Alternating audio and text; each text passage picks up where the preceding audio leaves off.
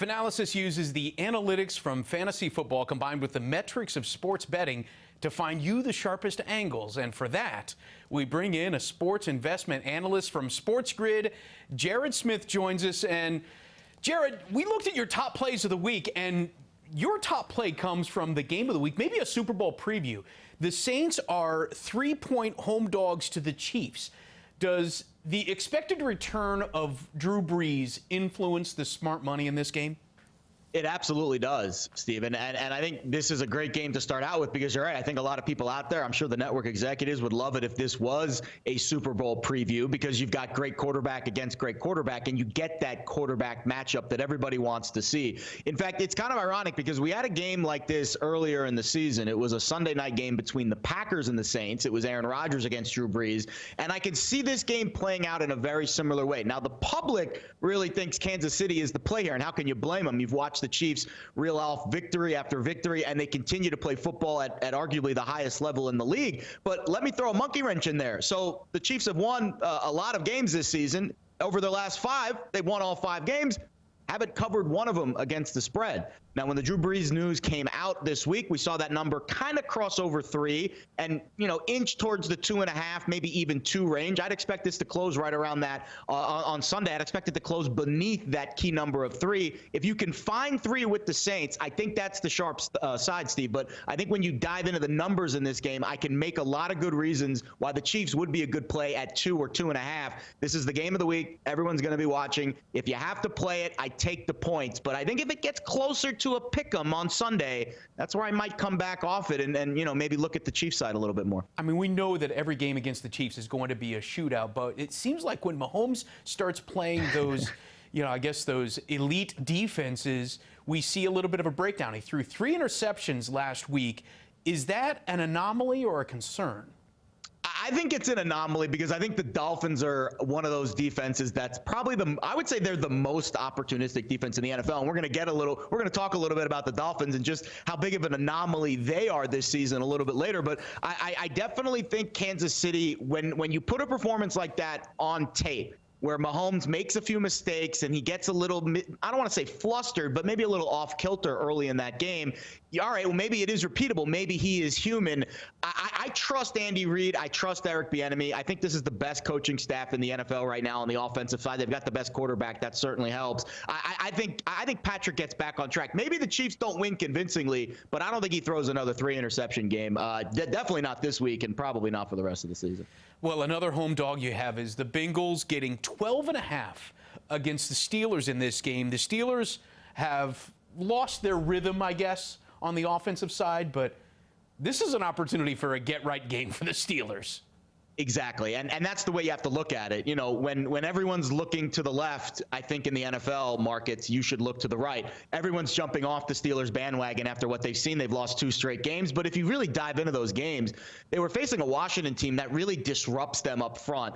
And then they faced Buffalo, who really spread it out. It was a very different kind of matchup game plan week to week. And also they were thrown off with their schedule. They played 3 games, I think in 12 or 13 days. They played on a Tuesday. They were playing on all kinds of crazy days of the week. Now they get back into a little bit more of a normal vibe and they feel right at home in Ohio. Steve, how about this number? 25-7, the Bengals can't really win against the Steelers. 25 wins out of 32. That's what the Steelers can do against the Bengals with Big Ben at quarterback. It's all about Ben Roethlisberger. The offense flows through him. He's looked a little bit shaky. He did shave the beard this week. Maybe that'll help him out a little bit. But I think this is a bully ball kind of game. You're right. Get right kind of spot for Pittsburgh. Everyone's looking away from them. Decent buy low spot against a dreadful Bengals team that has nothing to play for and a third stringer at quarterback. Especially when you look at that Cincinnati defense. I mean, if Andy Dalton was able to throw up 30 points against the Bengals defense this past week, what's Ben Roethlisberger going to do?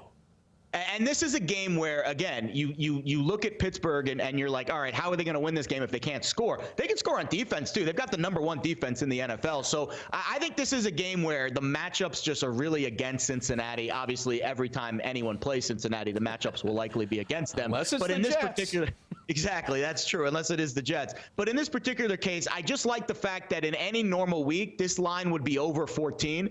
and now we're getting it at a discount. So you're buying a really good team, you're buying the best defense in football at a discount against the third-string quarterback. Feels like a good spot to kind of dip your toe in with Pittsburgh. Yeah, especially since road teams, if you start looking at the general trend of the NFL this year, it's amazing. Road teams have actually overperformed than previous seasons. So I would imagine the fact that there are no crowds probably has something to do with that. It feels like every game is a neutral site.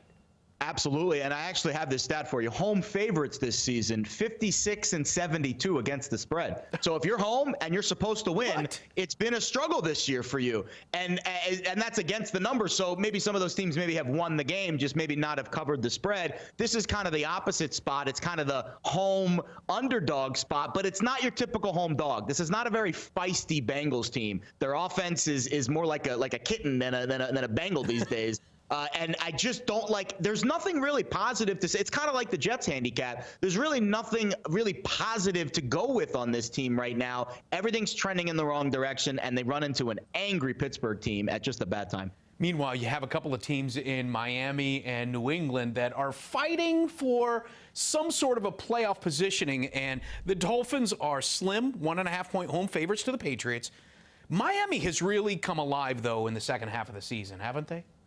They have, but I think when you look at them, I mentioned it earlier, they're kind of an anomaly, and here's why. So Miami is among the leaders. So there's two analytical categories we look at every week that I digest every week: net yards per play and net points per play. One says how many points are you scoring and how many points are you giving up per play. The other one is how well are you moving the football and how can you stop other teams from moving it per play. Well, Miami's on the opposite ends of both. Net points per play, they're scoring it, and they're stopping teams from scoring it at a really high rate, top 5 in the NFL. Net yards per play, moving the football, 28th in the league. Here's what that tells me. They're getting points, scoring in non-conventional ways. Defense, special teams, things that teams need to almost make a mistake to give you points. Very hard to sustain that. Bill Belichick puts a nix on that very quickly. Another trend I love this week, Bill Belichick against rookie quarterbacks, that's just the trend du jour. 19-5 straight up, 9 straight against rookie QBs. It's crazy, Steve. Okay, I get it. Tua's been good. He's not been Justin Herbert level good, but he's been good. Do you see Tua have the ability to break that jinx? I don't. I think I like the Patriots in this spot. There's just a couple of interesting things to kind of bank on here. So obviously the Dolphins, and maybe if we redo that 2020 NFL draft, maybe we take Justin Herbert first overall. Who knows? But let's not go there right now. Let's talk a little bit about playing a game the week after you have to face the Kansas City Chiefs, the best team in football. The Dolphins played really well against the Chiefs. They had a lead in that game. They covered the spread, a little late fluky field goal, but they still covered the number. Well, how about this?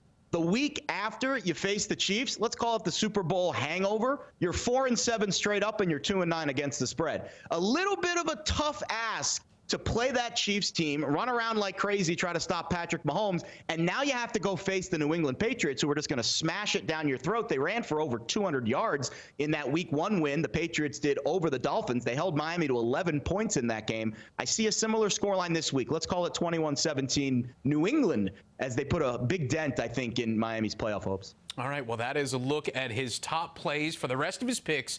Make sure you check out his content on SportsGrid. For Jared Smith, I'm Steve Overmyer. This is Fanalysis.